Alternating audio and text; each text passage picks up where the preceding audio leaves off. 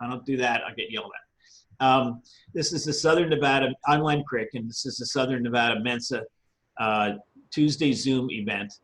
And we've been having a lot of fun with this, I think, this summer. I don't know if it beats live, interaction, but it's pretty good because, sometimes you sit in the back of a room or something and you can't really see the screen.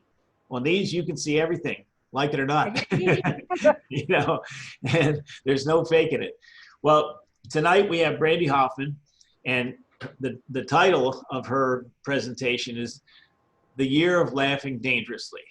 Brandi got laid off and wasn't able to find another job, so she tried to stand-up comedy for a year. Boy, that's tough. I know, I used to do some comedy. And since she wasn't very good at that, she wrote a movie about it instead.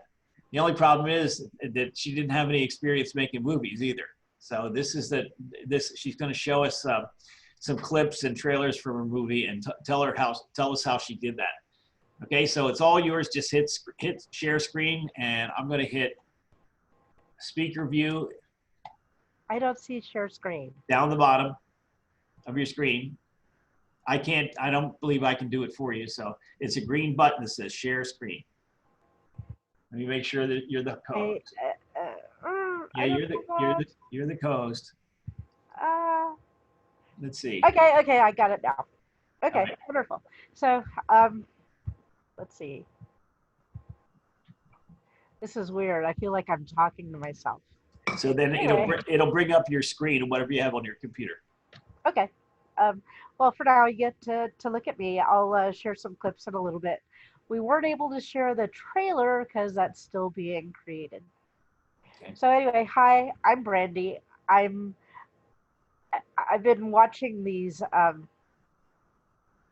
Tuesday night presentations for a while, and they've all been great. So hopefully I can carry on that tradition. If you see people dropping off, you'll get. Oh yes, I know my arms are disappearing. I have to glue them on after the presentation.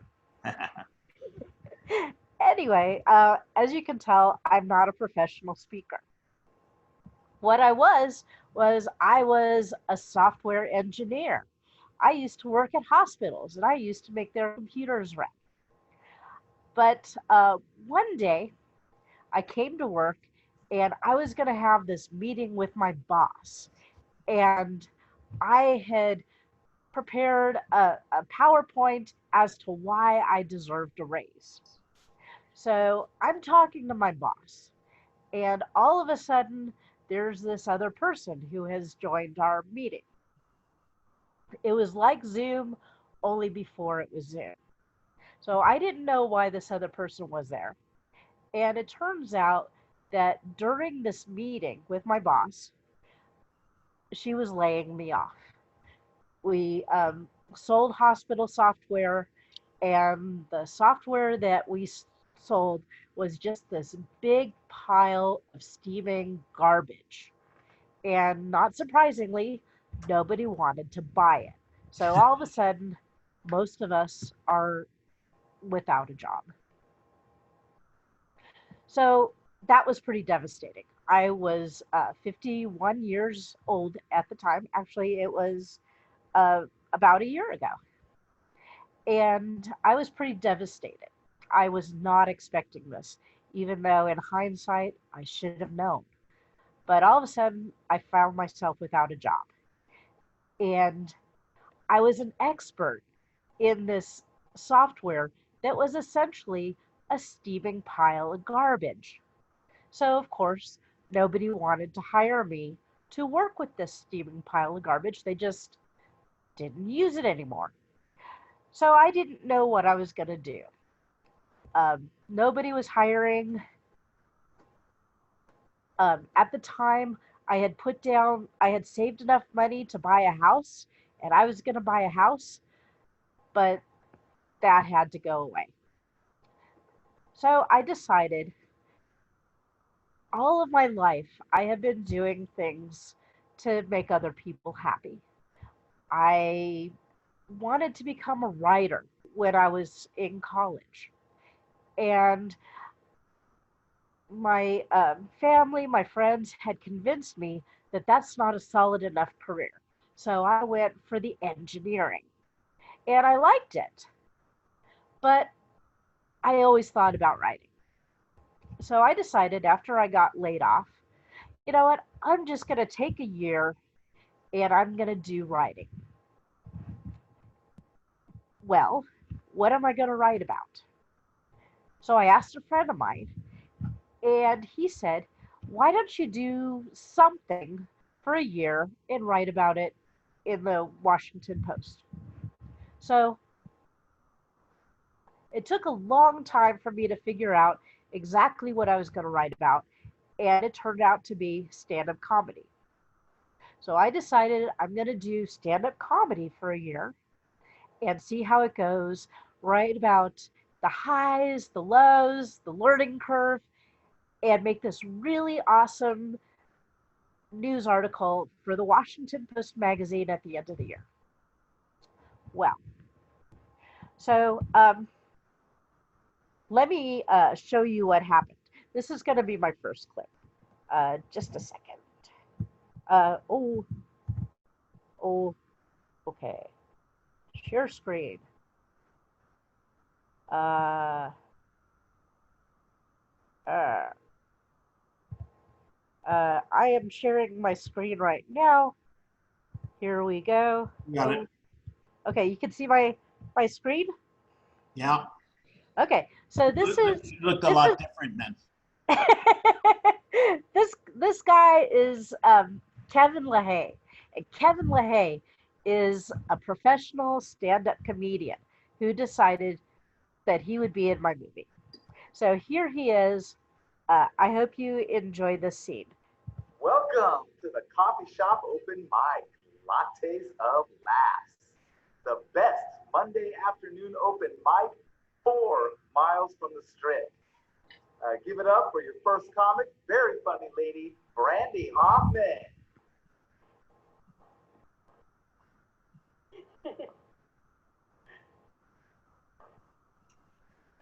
Hi, everyone. I'm Brandi Hoffman, and I'm here to tell you some jokes. So, my mom and I live in a senior center, and the ladies there all love Domino's. The game, not the pizza. So, when they play, you have never heard such mean things before. They always say terrible things to each other. I think it's because they all take their hearing aids out and they can't hear each other.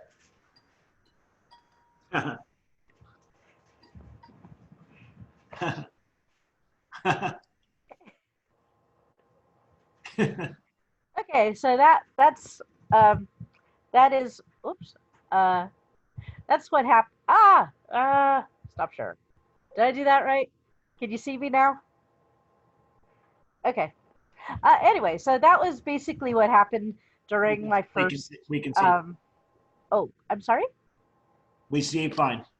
Okay, great. So anyway, that's basically what happened during my first stand-up set. I was awful. So I decided to hire a coach. One of my friends, I knew from the writers group that I go to, knew somebody who had been a comedian for a while. So I decided to hire him on as my comedy coach. And we worked together, and we worked and we worked and we worked. And we finally got a stand up routine for me. And it was great, except I could not remember it half the time. And I wasn't very good at performing it. So, what happened after that is um, one of the things that my comedy coach did is he introduced me to other people. And one of the people that he introduced me to was a director. And so I trek out to LA to meet the director. And without me knowing it, my comedy coach had wanted me to ask the director if I could perhaps be, um, in the background or go to set or something like that. Well, I didn't know any of this. So I go meet the director and I pitch him the idea of a movie. And the movie that I pitched him was called, the Year of Laughing Dangerously. And he loved it. And I had told him, "Oh, I can get you the screenplay in by the end of the month." Well, I had no screenplay. I had never written a screenplay before. So I got all the books and I started writing. And at the end of the month, I delivered him a finished screenplay. And of course, he loved it. And now here we are, and I have a movie. So in this movie, I start out pretty much exactly the same way as real life. I start out, I get laid off, um, I don't know what to do, and I get inspired by watching other people doing their comedy routines. Some very famous comedians. In my movie, the comedian is called Rosie Ruckus, and she's kind of a tough character, but generally nice. Um, in real life, it was Amy Schumer. I invited Amy Schumer to be in my movie. She decided not to. There was a pandemic. Who knew? So anyway, this movie is about me becoming a stand-up, and I wrote it for two reasons. First reason is I was not very good at doing what my comedy coach wanted me to do. He wanted me to go to talk to people. I was not very good at that. I'm an introvert. Going to talk to people is pretty much a kind of torture for me. So I was disappointing him that way. Another way, I can't write a punchline to save my life. Punchlines are very difficult. If you go to uh, a comedy show, a lot of times you hear stories, and stories can be funny, but they're not punchlines. And he wanted me to write punchlines, and I am just not very good at it. So I decided to write a movie about a person who was good at talking to people and good at punchlines. So that is my movie. The other reason why I wrote it is because I was having problems with my mom at the time, and we had lived together. I am not the neatest person in the world, which is why you see me on the beach instead of in the living room with my big stuffed animal behind my head. So we had a lot of friction that way. And I wanted to write something to address that, I guess, where I have a happy ending, my mom has a happy ending, and we both get along just fine. So that is my movie. Um, how about another clip? Ah, just a second. Share screen. Screen shared. Okay, so that was clip one. Uh, oh, oh. I had this other clip that was waiting for me, and I don't see it right now. Uh, okay, so I'm stopping sharing right now because, oh shit, I guess I should have practiced this ahead of time. Anyway, I have another clip where my mom is playing dominoes with all of her friends, and they're having a lovely time. And um, we start with some of the conflict in the movie. Uh, One moment while I get that. I have no idea why it's not showing up. Ah,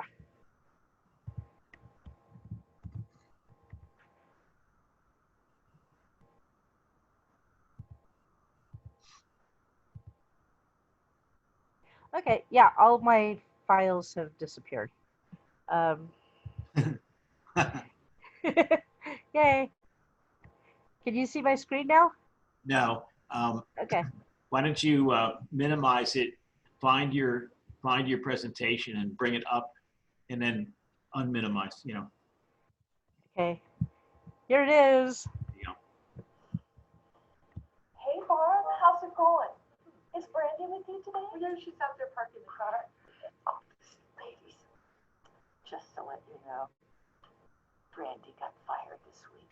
Oh, don't say anything. Oh, hi, sweetie. Hey, everyone.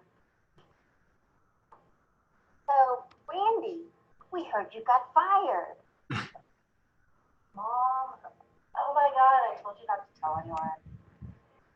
I got laid off. I didn't get fired. Well, what makes you think it was me? In my day, we called it fired. None of this kiss-ass poop stuff, you know? Listen, they just didn't have enough work for me, so they let me go. I didn't do anything wrong. You moved the boss. Both cheeks, as I recall. That's no way to ask for a raise. In my day, that was the only way to ask for a raise. I got fired for doing that too. Turns out my boss was a homo. Oh no. I once got a job by showing a little leg, but not my whole keister. Oh my God, I didn't show my boss my keister. Now, can you please? Brandy's ready. Let's just start the game. By the way, what did he have to say about the incident? She didn't say anything. Your boss is a woman? Are you a homo? No, I like men. Oh my God. It's okay. This is a safe place. Oh, safe space, my Aunt Fanny. Next thing you know, they'll all be up in here trying to convert us. Carpet munchers everywhere. That's what they do. I am not. In Minnesota, we used to have homosexuals there. We called them nuns. I'm still not gay, and if you guys don't quit it, I'm out of here. Young people are so sensitive. You say one wrong thing and they freak out. I think it's something in the water. Okay, I am out of here. Mom, I'll see you in the car. Oh, Brandy, come No, back. come back. Oh, come on. She just lost her job. Sorry.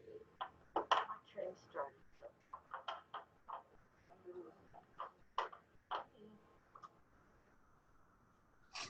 Okay, so that was from my movie. So, Um, so was that your real mother? I mean, your mother in real life? no, They that were all was actors. they were all. Oh, I'm. Let me stop sharing here. Okay, yeah, you can see me. Um, no, that was not my mother. That was a wonderful actress named Elaine Partnow, who has been in many, many, many movies, mostly as disapproving mothers. So she's very good. She has specialized in disapproving mothers, and she has this down pat. The other actresses in this scene, well, first of all, there was me. Um, okay, enough about me. We had Amanda Cohen. She was the one with the short salt and pepper hair. She's a comedian out in Los Angeles, and this is her first movie role. The other ladies were Julianne Warren. She played the the lady who was like next to my mom. And then the other one with the pink hair, oh gosh, I can't remember her name right now. But anyway, she's been known for other parts too, and it was so much fun filming with these ladies here. Um, I guess there's in Hollywood, there's not a lot of roles for older women, so they were so happy to be part of my project, and they had funny things to say. All those horrible things that they said, they don't really believe them. Those were from my head, not theirs. They're very nice, very wonderful people, and so as a screenwriter, it is so weird seeing other people like say things that came out of my head. You know, that words that I thought of, they're saying. And these ladies just performed so well, and it was such a pleasure working with them. Now, originally we were supposed to film in Las Vegas because the story takes place in Las Vegas. And there are prominent places from Vegas in this movie. We have Lion Habitat Ranch, we have the Wetlands Park, we have the Pinball Museum. So the whole movie is supposed to be taking place in Las Vegas. However, um, even though it's really easy to get permits for shooting out here, we could not find any sets. So, for example, like that first scene that I showed you, the bar scene, that was an enclosed bar scene, which had a bar, it had a stage, and it had seating for our barfly. All of that was in one place, and we rented it for I think $100 an hour, which was great because I didn't have to build it. But there's no such places here in Las Vegas where you could shoot a movie for, $100 an hour and have a bar to shoot it. So we had to move the whole production to Los Angeles. So these ladies were all Los Angeles actors. I brought me and the other producer, who is Tim, who is my comedy coach, and I brought the sound lady and the script supervisor with me. So we all carpooled together to Los Angeles, which of course isn't very far from Las Vegas. So anyway, here I am making this movie, and there is just so much to learn. I was a producer, I wrote it, and I started it. So that's a lot of hats. One of the things that I learned right away is whatever you put on that script is probably not going to happen in real life. So I wrote this beautiful 109-page screenplay, and well, this had to be taken out because it's too expensive. And this had to be taken out because the actor didn't want to say that. And that had to be taken out because the actor didn't show up that day. We didn't have a very big budget, so a lot of these actors were in my movie for exposure and for the credits in IMDb and for the lunch we fed them. So some people were there on a lark, oh, this is fun, let's go make a movie. And I appreciate them all, but not everybody showed up when they said that they were going to. So what you pay for. Yeah, exactly. But I think it turned out okay. So we were shooting in Los Angeles and everything's going great, and suddenly the pandemic hit. And we all had to leave Los Angeles because nobody wanted to be on set anymore. So from March until July, actually, we couldn't. Yes, the other actress is Helene Francis. I could not think of her name. Yes, it is Helene Francis. She was wonderful. She's been on some Funny or Die skits, and she is hilarious. And I saw her audition with a wig, and she had a pink wig, and she is just perfect in this movie. Do you know, Tom, do you know Helene, or? No, I just looked up the year of Laughing Dangerously, and there was a list of actors, and Oh, okay. she Well, looked the part, and I went to her videos, and the voice was the same. Okay. Okay, yes, yes. Her name is Helene Francis. She's delightful and funny, and the scenes that we had to do together, well, one of the scenes was in a youth hostel, and we had to get everything all ready with the sound and the lights and the everything. So Helene and I just kind of took off for a bar, and we spent a few hours in the bar while everybody's getting ready. And she is quite delightful, and she's a lot of fun in this role. So anyway, oh yes, the pandemic hits. We don't. We stopped shooting in March, and the only things that we have left are these big crowd scenes, which, as you know, in a pandemic is not such a hot idea. So I had to rewrite the entire end of the movie so we could do it all on Zoom, which I think I did a pretty good job, but that was not something that I was expecting. So does anybody have any questions about making movies or following your dreams or how to write a screenplay or anything else? Yes, yeah, I do. This is Len. Oh, So how long would the final movie be, and how much of a budget, and how did you raise that kind of money? um, okay, how long will it be? Right now, I'm not sure. I saw the latest cut and it was um, 92 minutes. So I believe the finished movie will be probably about 95 minutes. We are waiting for some people to send us their Zoom presentations. But once we get those in, I think it's going to be about 95 minutes. The budget, I had to mortgage my house. Um, I believed in the movie. I had um, other people who told me that the screenplay was really good, and I just believed it, and I wanted to do it. So I took a chance and I mortgaged my house. So at this point, it probably won't show in a theater. It, No, it would it be won't.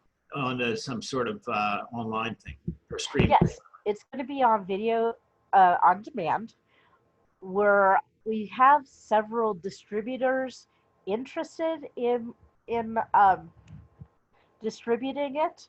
Of course, there will not be a theatrical run, although we're looking into having a showing at the drive-in. We have a drive-in in Las Vegas, and they're they're showing movies from 5 years ago. So we are going to partner with them to maybe show the movie in Las Vegas in the drive-in.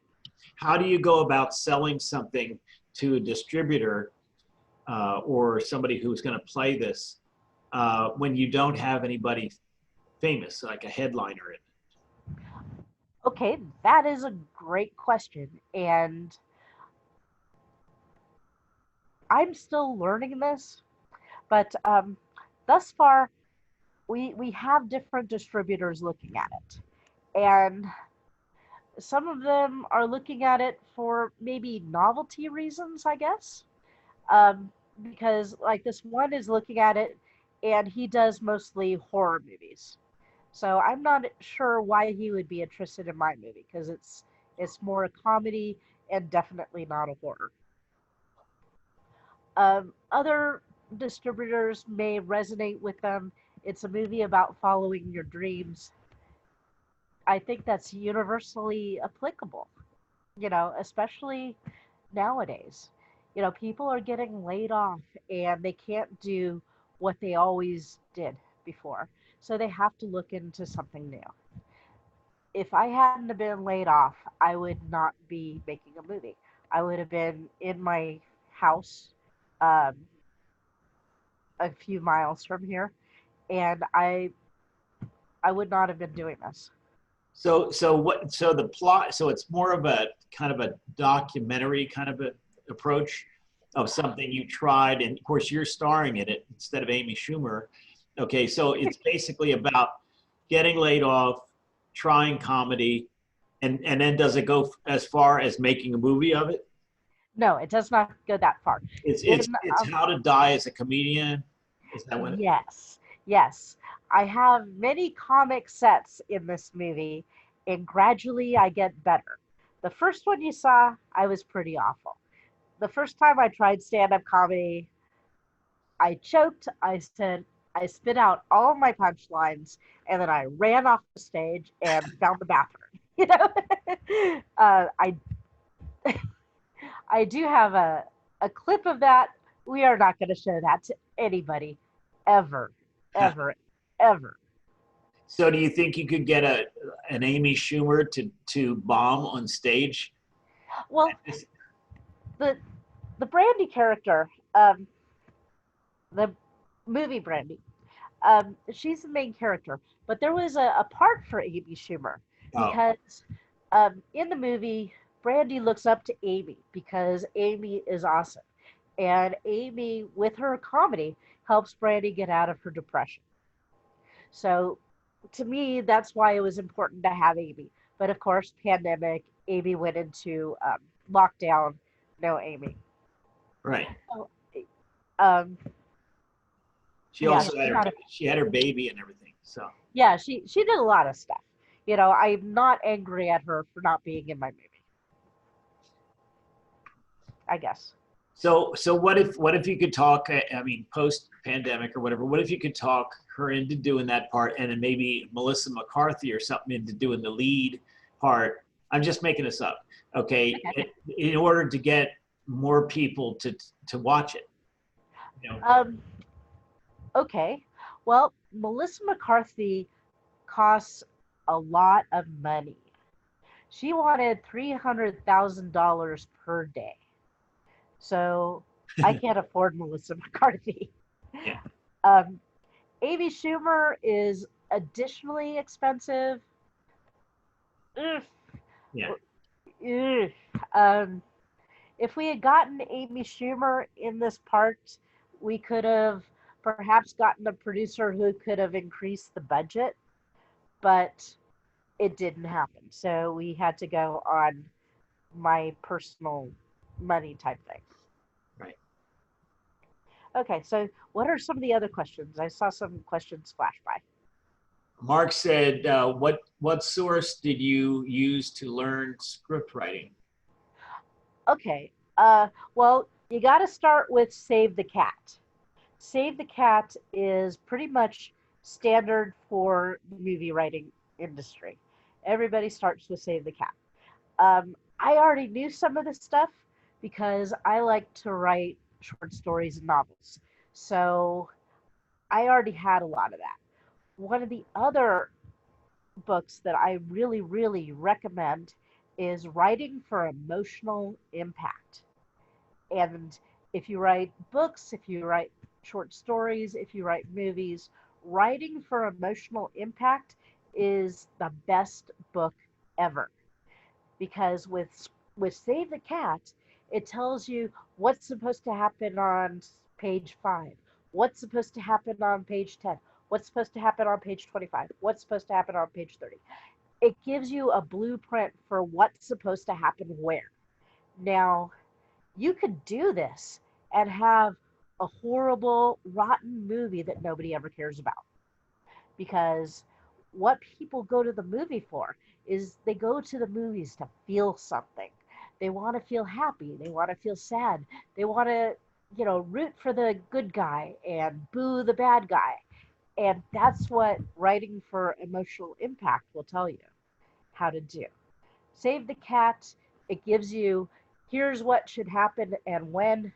And the other book, Writing for Emotional Impact, gives you the why. And also, how do you manipulate people's emotions on screen and with your storytelling? Cool. Terry, why don't you go ahead and ask her your question? Okay. Yeah, Brandi, my question related to the unions. associated with the movie industry. And I know they can be very powerful, and in order to get things done, often you have to join one like Screen Actors Guild or the Directors Guild or something. Okay, that is an awesome question. Now, my movie is totally 100% non-union. Okay. Um, since this was my first screenplay, I have many, many, many people in it. I wrote probably 50 parts, and if it was a union production, I would have had to pay them all a minimum per day. And that just wasn't going to happen. I didn't have enough money for that. So we decided to go non-union. If Amy Schumer would have signed on to my movie, we would have gone union and we would have found the money somehow. But since she didn't, we didn't have to go union. Now, SAG, for their members, if you're union, they want you to only be on union productions. They get unhappy with you if you're a SAG actor and you go non-union. But there's ways around it. There's like this strange conglomerate of an actors union called FICOR. And FICOR, you can go under that instead of SAG, and that allows the production to treat the actors differently. So, for example, I think Elaine Partnow was definitely SAG. So, for this production, she decided to go FICOR, which allowed her to work on a non-union production. Now, the director, he's a DGA, which is the Directors Guild, which is union. To be part of the Directors Union, you just have to do 2 movies. I'm halfway there. Let's see, who else? Producers Guild. Wait. Producers Guild is the one where you have to do 2 movies. Directors Guild, I'm not sure. I'm not a director. If I wanted to be SAG, I would have to make $30,000 in a year. And then the next year, I could join SAG. And screenwriters have like a huge set of rules that I don't completely understand. And if I joined anything, it would be Producers Guild. But since they didn't have, since we weren't a union production, we had no problems with any of the guilds. Cool. Or unions. Now, my next production, I've been writing another movie, and it's got a monkey in it. And what's really difficult is working with animals, because then you have the Humane Society. Now, with my little movie that I finished, just the Year of Laughing Dangerously, we have animals. We have a giraffe, we have a dog, and we have 2 geese that walked on set and demanded to be on film. But if you deliberately have a dog or somebody on screen, you need the Humane Society. And I got a booklet on the Humane Society, and there is a lot to Humane Society. You need an observer. The animal can only work certain hours. Nobody's allowed to pet the animal. It's literally a 20-page book on how to work with an animal. So I hope that answers your question. So it's a Humane Society, not PETA? No, it is not. It is not PETA. It's the Humane Society. They have specially trained observers. They cost $500 a day to be on set. No, I'm not joking. $500 a day to be on set to make sure you don't abuse the animals. If you have a production that's overseas, it's, I think, $5,000 a day. $5,000 a day to be certified by the Humane Society. Jeez. Isn't the American Humane just for movies as opposed to the SPCA, which takes care of animals like everywhere? Um, I'm not sure. I just know that I looked into the Humane Society and the rules because I wanted two animals in my next movie. And oh my God, just writing this movie so it would not offend any of the Humane Society, so they would not put an end to my production. Um, there was just a whole lot there. It I'm still working my way through that. Sounds like a publicity opportunity to me. Make sure they get on you as much as possible and then make as much, stuff about it as you can. Well, How they're banning you and all that. yeah. I want to ask too about you're being laid off. Was that from the large government contractor that I knew you worked for in the past? No. Oh, okay. No, this was from a company called General Electric, Oh, and we did radiology systems. So basically, when you go to the hospital and you get your picture taken, um, the picture comes up on a radiologist's screen, and that's the software that my company did, or I don't know if they do it anymore. But that's the software I support. I set everything up for them and then train them how to use it and then let them go. But unfortunately, it wasn't very good. And the radiologists were all very, very unhappy with it. Um, like different companies, smaller companies than GE, had these wonderful software products that did a lot of things. And we had pretty colors. So that's why I got laid off. Go ahead. Yeah, I have found this tremendously entertaining and inspiring. The things that you have done are absolutely awesome. I'm just so thrilled that I'm going to get to see this frame. I mean, it's a story. Now it's a story within a story. I mean, I'm going to be following your career forever because this is so fascinating. I'm thrilled with this presentation and what you've done.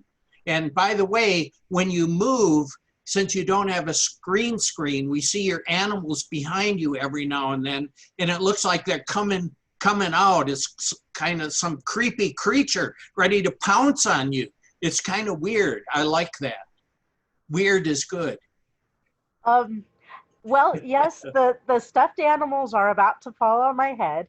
I love the face mask. So this is the way you can get around the animal problem. Oh, the PETA or the Humane Society. Yes. I can hire somebody with a face mask to play the part of it. Yeah. CGI. Can you comment? Could you do it with CGI? Probably. Oh. Probably do that. Yeah. Yeah, maybe. If you had enough money. Yeah, if I had enough money. But then again, if I had enough money, I'd just get the dog actor. So explain how you think this would roll out. What is the logistics and how does that actually happen? When you are ready, okay, obviously somebody does all this editing and you put the sound in it, and the music and whatever you have, okay, and the credits and all this kind of stuff. And now you're ready to go. What happens then?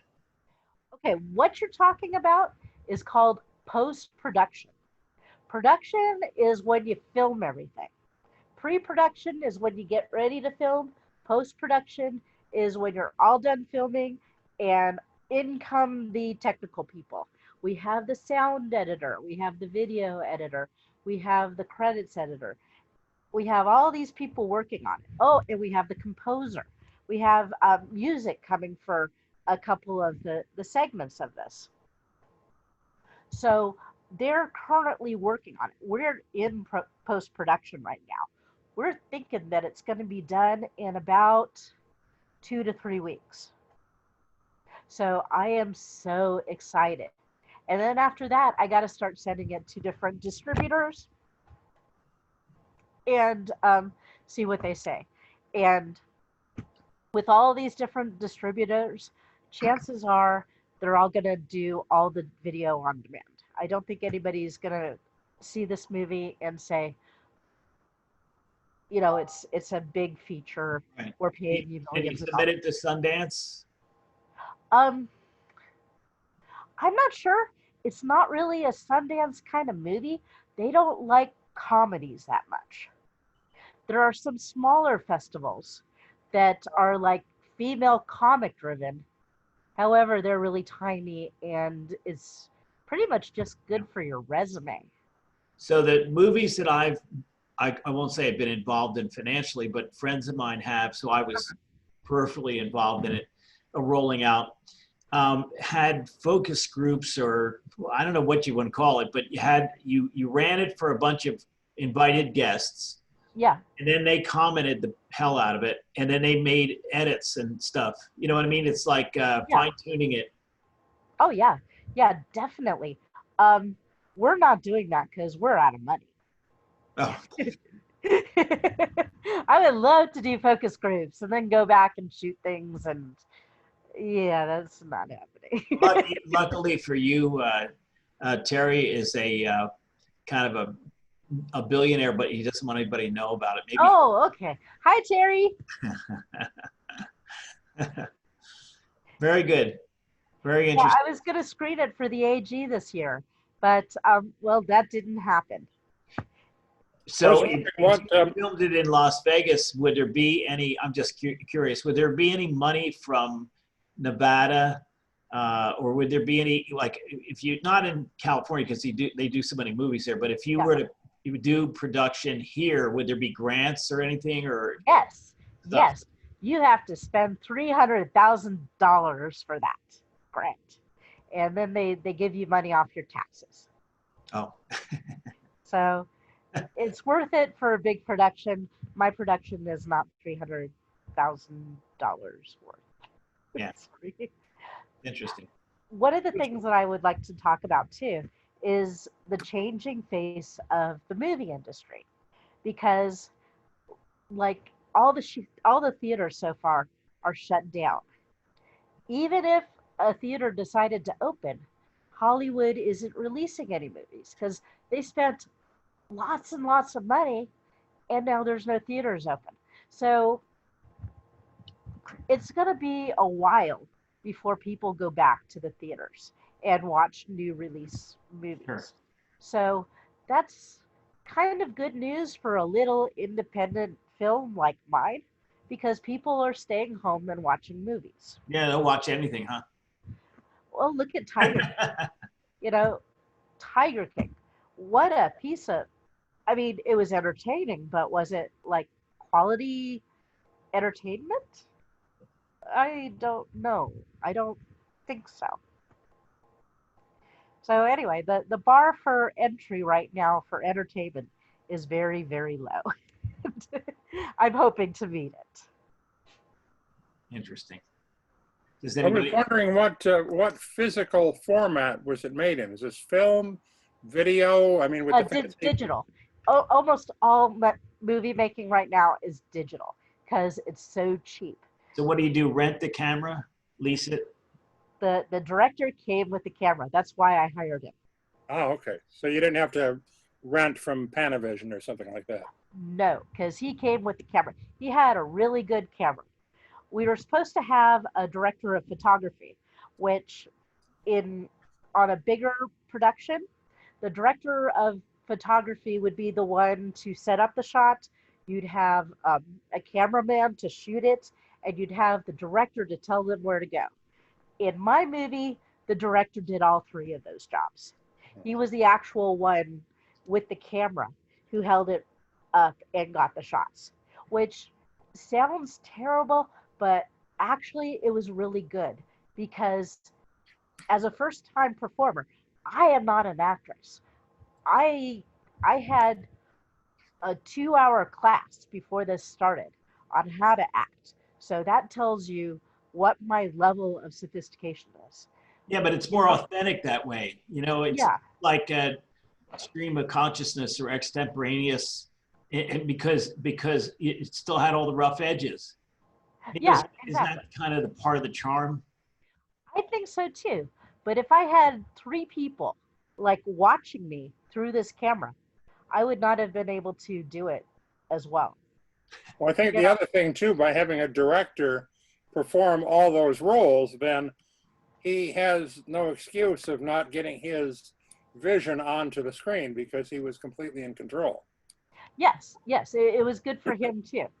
And also because I was the producer, anytime he wanted a certain shot, he knew that the actress was going to cooperate. You want a picture of my feet? You got it. Which side do you want? I have my left foot and I have my right foot. So tell us how you got an R rating. What's in it that we want it? I got an R rating? Well, don't you have to get an R rating for anybody to watch it anymore? Oh, I don't think it's R. It's not an R rating. Sure, whatever it is. I think it's PG-13. We for a PG-13 rating, you can only have like one shit, and in it, our Rosie Ruckus, her name is Mary Kennedy. She was absolutely amazing. She played the Amy Schumer role, but she says shit one time, and that got us the PG-13. If she had said shit another time, we would have had an R. Do you have to pay the ratings people to watch it and rate it? That I don't know. I'm not sure. Maybe. Maybe it would be better for you to be able to put it in the front there. This movie is unrated. It could be. It could be. I'm not sure. I'm not really a marketing person. Yeah. I'm having to learn marketing. There is so much that I've had to learn how to do for this movie.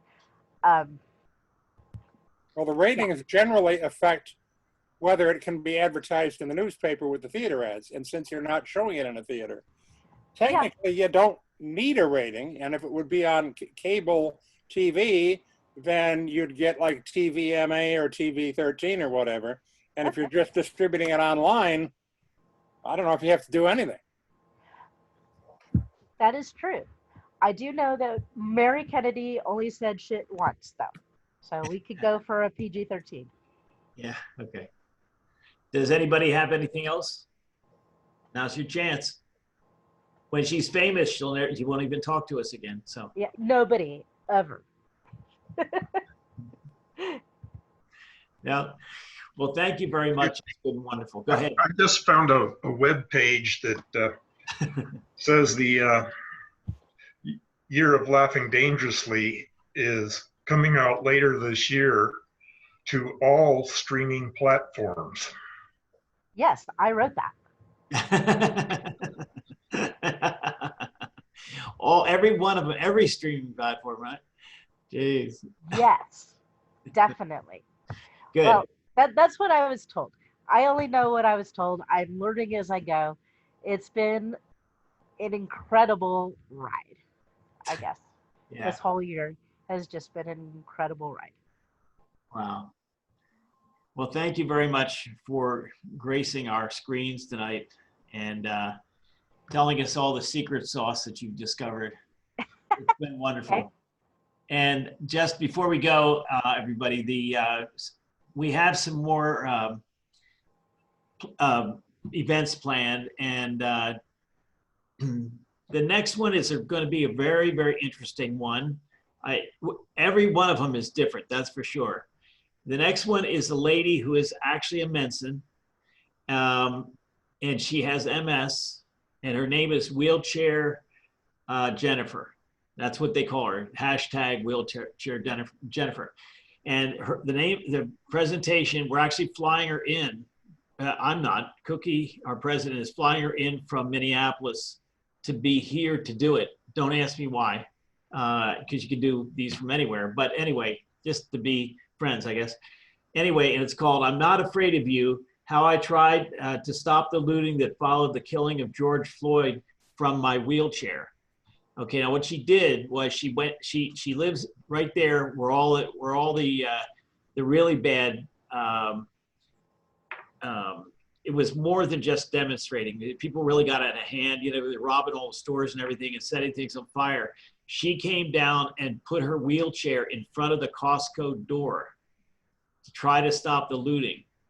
Well, they beat her head in and they poured gasoline on her, and she thought they were going to light her on fire. And of course, she went to the hospital and everything. She's going to tell us about her experience firsthand. So I don't know if that's something you ever, you know, we just thought it was kind of interesting. Because it's not something you could do. She went through this. Okay. Wow. Then the next time we have Barry Zelma is going to do a presentation called Arson for Terrorism and Profit. He's an arson expert. The next one after that is Richard Lederer. And for you Mensans out there, you know who Richard is.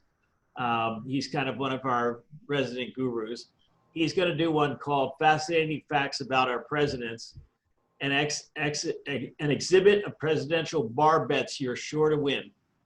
And actually, I've been working with him, coming up with even more crazy shit that presidents have done or about presidents that you won't believe. I mean, you go, you're making that up, okay? But we're not.